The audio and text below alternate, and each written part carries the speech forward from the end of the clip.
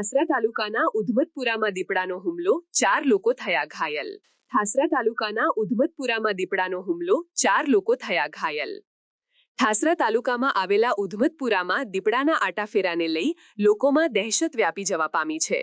ગત રોજ બપોરના અરસામાં દીપડાના હુમલાથી ઘટના પ્રકાશમાં આવી હતી, જેમાં દીપડાએ કેનાલ પાસેથી પસાર થઈ રહેલા 4 લોકો પર હુમલો કર્યો હતો.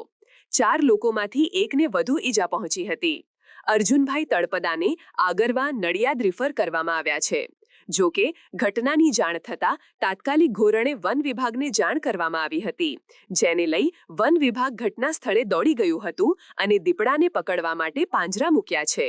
સમાચારની અવનવી અપડેટ જોતા રહો નિખરતા ગુજરાત ન્યૂઝ સાથે. નિખરતા ગુજરાત ન્યૂઝને લાઇક, શેર, સબસ્ક્રાઇબ કરો અને બેલ આઇકન દબાવીને સમાચારની ઝડપી માહિતી મેળવો.